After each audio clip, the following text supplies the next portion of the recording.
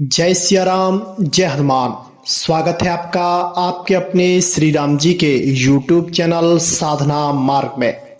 आज हम इस वीडियो में आप लोगों को एक और सत्य अनुभव बताने जा रहे हैं। हम इस वीडियो में आपको जानकारी देंगे कि जो राम नाम के जाप के अलावा अन्य मंत्रों की साधनाएं करते हैं, अन्य मंत्रों का जाप करते हैं और मंत्रों की जानकारी हुए बिना इनका जाप कर लेते हैं, तो उनके साथ क्या घटित होता है।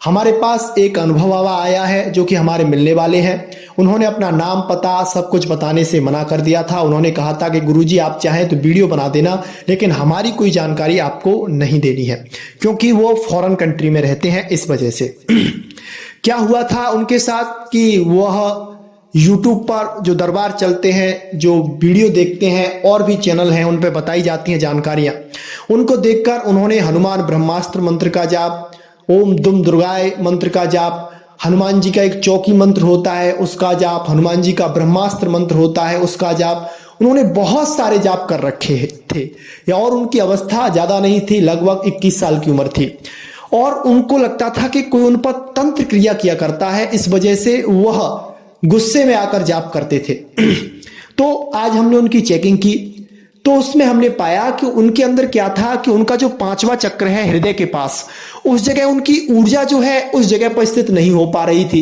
यानी कि उनकी ऊर्जा डिसबैलेंस हो गई थी। उसकी वजह से उनको हृदय में थोड़ी घबराहट महसूस होती थी, पढ़ाई लिखाई में मन नहीं लगता था, और माइंड जो है उनका चौक स्थिति में रहता है, यानी कि उनका पढ़ाई लिखाई में अच्छे से मन और रुझान नहीं हो पा रहा था जैसा वो चाहते थे। पढ़ने में बहुत होशियार थे, विदेश में वो पढ़ाई कर रहे हैं, और उनका परिवार भी समृद्ध परिवार से है। तो हमने देखा और उनसे बात की, तब उन्होंने बताया कि ऐसी ऐसी बात है गुरुजी, मैंने इतने इतने मंत्रों का जाप कर रखा है। तब हमने उनको बताया कि ऐसे नहीं किया जाता है, इनका विधान होता है। जैसे ब्रह्मास्त्र मंत्र है हनुमान जी का, ओम हनुमान पहलवान पहलवान, बरस बारे का जवान, हाथ में लड्डू मुख में पान। आप समझ जाइए, पूरा मंत्र नहीं बोला जाता है। तो उस मंत्र के जाप से क्या होता है कि आपके अंदर अगर कोई नेगेटिविटी है तो वो दूर हो जाएगी। आप पर कोई किसी ने तंत्र क्रिया की है तो वो दूर हो जाएगी। लेकिन अगर आप उस मंत्र का वैसे ही जाप करोगे तो फिर उसका जो ऊर्जा है, अगर आपका ब्रह्मचर्य सही नहीं हुआ तो आप उसे पचा नहीं पाएंगे, तो उसका जो है नेगेटिव इफेक्ट भी हो जाता है। ऐसे ही अन्य मंत्रों का होता है। हर मंत्र का कार्य अलग अलग होता है, और हर मंत्र का विधान अलग अलग होता है, और हर मंत्र की साधना अलग अलग होती है।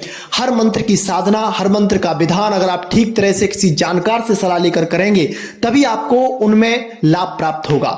और जो पढ़ाई करने वाले बच्चे हैं, स्टडी कर रहे हैं, अपने जीवन में कुछ करना चाहते हैं पढ़ाई के माध्यम से, तो उनको हम यही सलाह देंगे कि वो अपनी पढ़ाई को ही भगवान का भजन माने, और सब कुछ भगवान को समर्पित कर कर अपनी पढ़ाई पे जितना ज्यादा हो फोकस करें। सुबह शाम जितना उनसे बन जाए पूजा पाठ नाम जाप जरूर करें, ठीक है। ज्यादा पूजा पाठ नाम जाप ना करें, इससे क्या होगा, उनकी पढ़ाई में विघटन पैदा हो जाता है, पढ़ाई लिखाई में मन नहीं लगता है, और फिर उनका भजन पूजा पाठ में मन लगने लग जाता है, क्योंकि उनके अंदर आध्यात्मिक ऊर्जा आती है।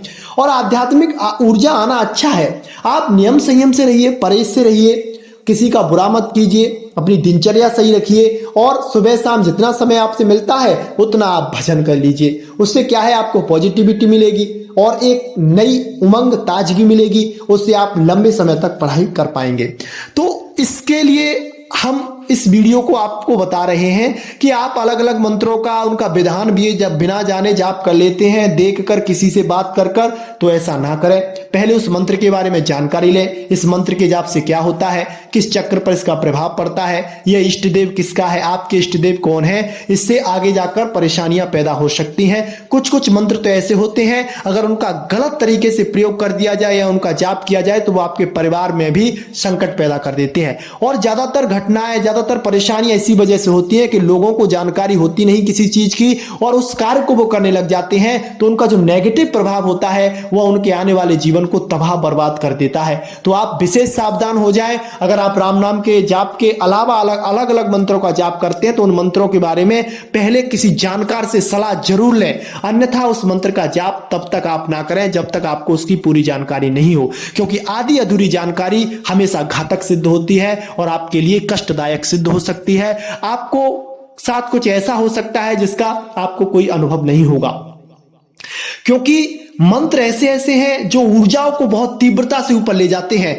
और तीव्रता से जब ऊर्जा ऊपर जाती है उतना आपके अंदर ब्रह्मचर्य, संयम, नियम, खान पान आपका सही नहीं है, तो वह आपके चक्रों पर डिसबैलेंस होकर आपके शरीर में तरह तरह के रोग पैदा कर देती है।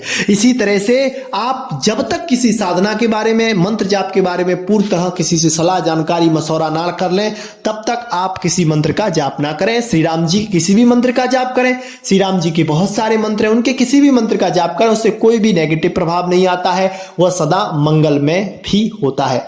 तो ये छोटी सी जानकारी थी। आशा है हमें आपको यह जानकारी पसंद आई होगी और इस जानकारी से बहुत लोगों की सहायता आप प्राप्त होगी और आगे से वो अच्छे से कार्य करेंगे, उनके जीवन में खुशियां आएंगी। बालाजी महाराज से हम प्रार्थना करते हैं, राम जी आप पर कृपा करें, आपके जीवन में उन्नति हो, सारी परेशानियां आपकी दूर हो।